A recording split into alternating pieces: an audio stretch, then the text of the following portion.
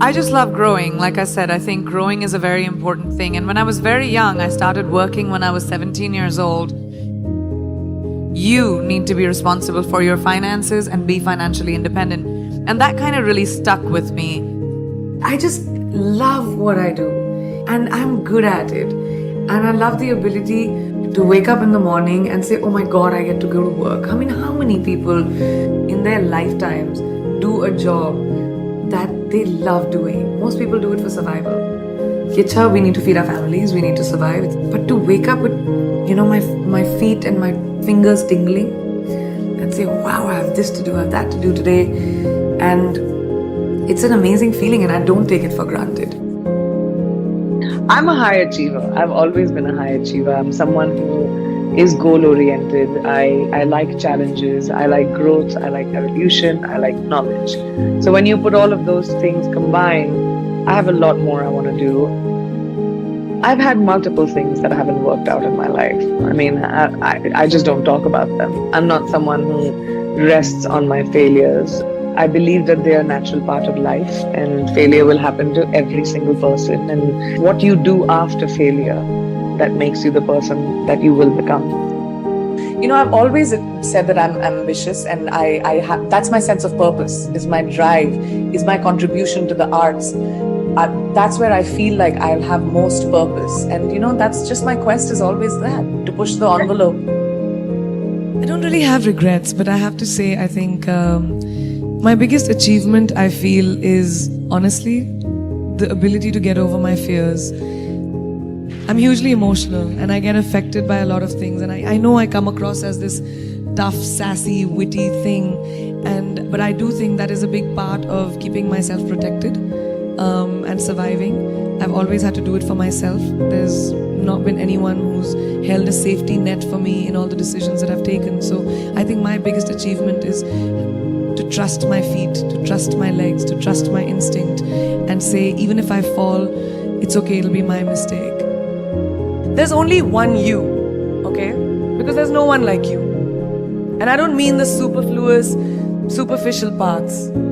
I'm talking about the core of you, who you are inside, your values, your beliefs, your flaws. And once you understand who really that person is, you would have taken the first step in finding your unique self. And that is the best version of you. Who am I really? Most often, we don't allow ourselves the ability to dream beyond our imagination. We don't allow ourselves to think about the future because we are afraid of change. We are afraid to move away from what is familiar. Either that, or sometimes, we are too rigid to let our dreams evolve. Just loosen up, shake it off a little bit. Change is the only constant thing in life, and you are never too old or never too experienced to learn something new.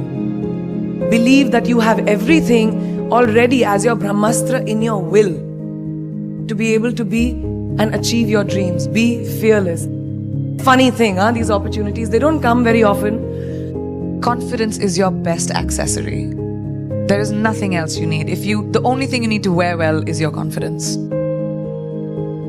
Confidence truly is the key to getting ahead in life. If you believe in yourself, the world will believe in you. Because perception is reality.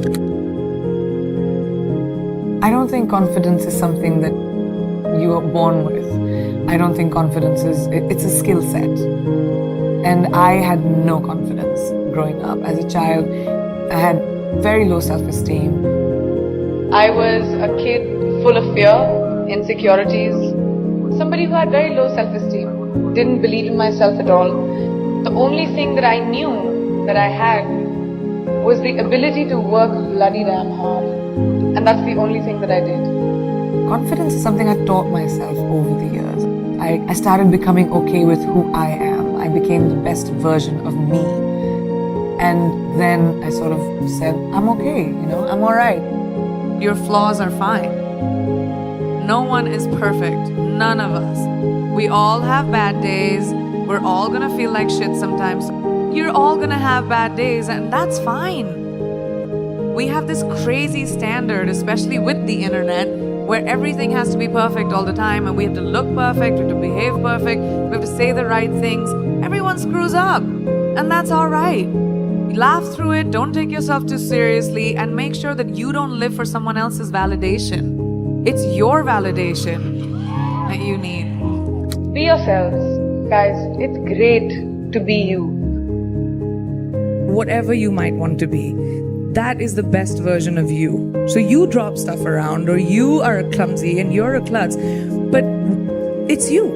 And that's what makes you special. We are going through our problems as a world right now because that's what we do. Because we put people in boxes, because we stereotype, because we say everyone who's like this will be like that. But not in my experience.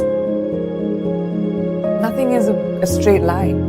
And we need to stop looking at the world like that. Diversity shouldn't even be a conversation. It should be normal. When we look around this room, there's not one kind of person. I don't even see one kind of person in one row. And that's our normal. We've forgotten that eventually we're all human. It's this one little planet that we have, which in this big universe is really tiny. So we should stop giving ourselves so much importance and saying, oh, well, you're better than me or I'm better than you. We all are basically humanity. And let's go back to that and bring compassion and kindness into beauty and not be so hard on ourselves or other people. In life, there are moments when you stop and ask yourself, how did I get here? Why am I standing here? And I find myself going back to the beginning, back to my roots. I was born to incredible parents, amazing parents. Both my parents were very progressive in their mindsets, especially coming from a country at that time, which India was, which was a little bit like this, a woman's life sort of ends when she gets married. Because after that, you can think about progressive families will tell you, you can achieve whatever, but your milestone is to get married. My mother still says, she's like, you'll get married the day you find someone who will appreciate how hard you have worked to get where you are, who will appreciate the sacrifices you made, and that's the man you will get married to. And if you don't, doesn't matter. We're in the world of science, you can still have babies. And I was like, what kind of mom says that? But the idea was the philosophy behind it, that it didn't define me. And it's so important for us to be able to empower each other. In everyday life, we don't have to conquer the world. You don't have to be the only person who reaches space. You don't have to have crazy, wild ambitions. You just have to find your power and to say that, oh, I can do this too. I don't have to create this crazy opportunity for me to thrive. You can thrive in anything you choose. Just have to find that confidence within yourself. Life can never be safe. And if it's safe, it's not worth living. It really isn't. You have to take risks. Risks are so important in evolution. Playing it safe, you can have an existence, but you'll never be someone who's a trailblazer. The world is your oyster. If I, a girl from a small town like Bareilly, from an army officer's family, middle class background, can today be a movie star giving an inspirational speech to you, today be debuting in America as an international pop star, can't any one of you do it? If I can do it, you can do it, right? The world is your oyster. Finding our own confidence. No one is going to give that to you. No one is going to tell you, here's an opportunity, go make something of yourself. You're going to do it for you.